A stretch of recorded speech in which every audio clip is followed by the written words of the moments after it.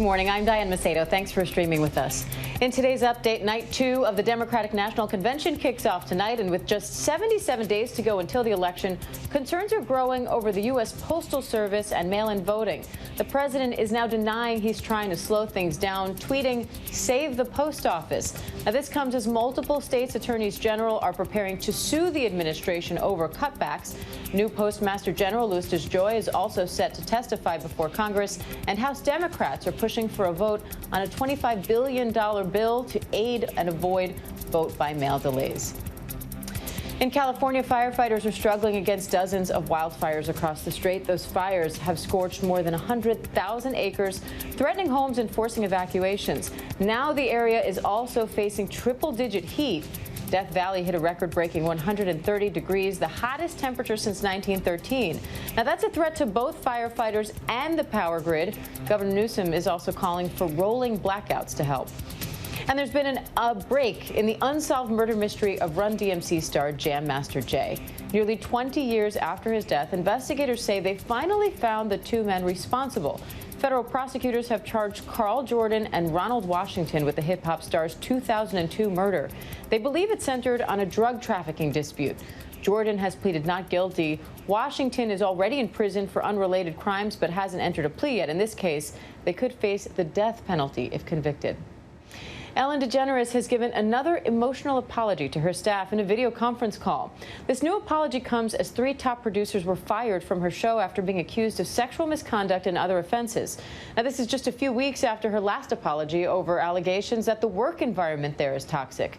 Kaylee Hartung has more. I have enough for everybody. Overnight, a shakeup at The Ellen Show. 3 of the show's senior producers fired after accusations the show created a toxic work culture. Since I preach kindness every day, this is a big one for me. DeGeneres apologizing to more than 200 staffers in a video conference call, according to Variety. The award-winning host at one point breaking down in tears. Basically said she had no idea that this is what life was like on set. Given just the nature of the show is that her employees should love coming to work, no question. DeGeneres saying she wasn't perfect and realized that some leaders were not as sensitive to human beings as they should have been, adding that reading disturbing allegations about the atmosphere on the show was heartbreaking. Those allegations, first reported by BuzzFeed, detailed sexual misconduct and harassment by several top producers, as dozens of former employees spoke out anonymously. She, in a way, sort of reaffirmed her commitment to the show as well. And Ellen, with, sort of 2 of her other legacy producers, will step in and sort of take the reins and say they'll guarantee, again, everyone's safety, health, and dignity on set. Multiple sources also telling Variety Ellen took on the rumors that staffers and guests were told not to address her or even look her in the eye, calling them crazy and not true. She described herself as an introvert. Sources saying she apologized to anyone who felt disregarded. Twitch, you want to know my favorite thing that we've added? What's your favorite thing, though? It's you. Staff overhaul also promoting Ellen's veteran sidekick Stephen Boss, widely known as DJ Twitch, to co-executive producer after 6 years with the show. And Diane, in that call with the staff, Ellen repeatedly emphasized that she was proud of the show's success. She insisted the show will come back strong next month, and she reportedly said this will be the best season we've ever had. Diane. All right, that's Kaylee Hartung for us in L.A. Thanks, Kaylee. And we have some big news for General Hospital fans. The soap opera is the first scripted show from ABC to get back on the air. Production was stopped for 4 months because of the pandemic. Now the cast is opening up about how they spent quarantine and what it's like to be back on set. Here's Kenna Whitworth. He's concerned for you, and so am I. That's why I'm here. General Hospital has returned to the airwaves with new episodes. I'm ready. After 57 years on the air, the pandemic brought production to a screeching halt on March 13th. We were supposed to be back 4 weeks later, and we came back 4 months later. This is not how I want to do this. The lockdown upending even their personal lives. Some even picking up new hobbies. I started guitar. I always said I'd play, and I never did. I got to spend a lot of quality time with my daughter, which was incredible. And I like to knit and crochet, so of course, now that it's summer in Los Angeles, I made about 10 sweaters that I can't wear. The Emmy Award-winning soap opera is ABC's first scripted drama to get back on the air after running out of new episodes in late May. Don't just stand there. Finally, your favorites are back in Port Charles. Anna, Maxie, Carly, and Detective Chase. Oh my gosh, I was so excited knowing that we were coming back, not just to be back at work and be around everyone we love and like our GH family, but also our fans. Our fans have been dying to have us back. You spend a lot of time here together, and so it's kind of a family, and so you go 3-4 months without seeing your family. It's you're excited to get back.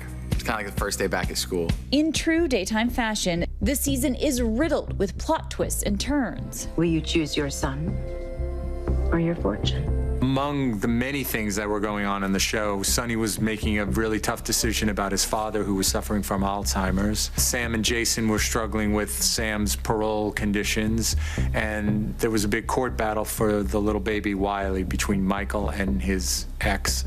Well, the only thing I can tease, and I'm sure I'm going to get in trouble for saying this, is there's going to be a huge confrontation between Nell and Carly. And now that the cast and crew are back on set, the studio has taken several steps to create a safe workplace during COVID-19. I wash my hands 500 times a day because there are signs everywhere. It's great to be back, and we're having a lot of fun, but it's very rewarding to see that everyone who put together the protocols and guidelines for us to come back safely worked so hard, and to see everybody do such a good job, and for our first couple of weeks to be really successful was really meaningful. The team is monitored by a health and safety manager. They're tested regularly, and social distancing and masks are mandatory except for when they're shooting scenes. The actors won't be wearing any PPE when they're actually taping, but right up until we tape their scenes, they're wearing PPE. Everybody has masks and shields and is 6 to 8 feet away. So far, executive producer Frank Valentini says there's nothing pandemic planned in the season. We don't have any plans right now to write anything about the pandemic into the storyline, but you never know. If something comes up and it seems organic to the show, it is, after all, a show about a hospital. It could work. And the cast members say they're thrilled to get back to work. We were moving and grooving and loving every second of it, and I think I was most looking forward to the Chase, Willow, Michael, Sasha situation, and what's going to happen. Will Chase get back with Willow, or will Willow fall in love with Michael? It's a fun storyline. But you'll have to tune in for some of the season's biggest bombshells. You know what? I cannot say, but I promise it's going to be good. You're just going to have to watch. Kana Whitworth, ABC News, Los Angeles. All right, nice to see them back at work, Kana. Thank you.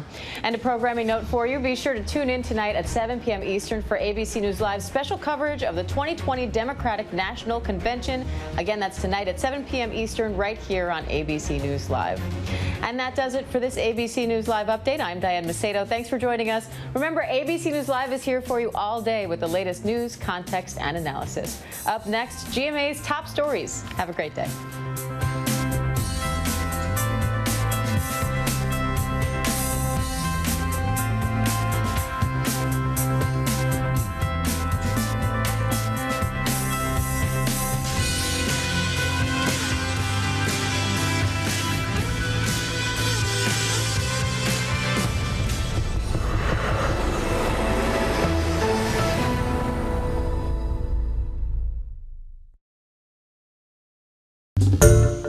Hi everyone, George Stephanopoulos here. Thanks for checking out the ABC News YouTube channel. If you'd like to get more videos, show highlights, and watch live event coverage, click on the right over here to subscribe to our channel, and don't forget to download the ABC News app for breaking news alerts. Thanks for watching.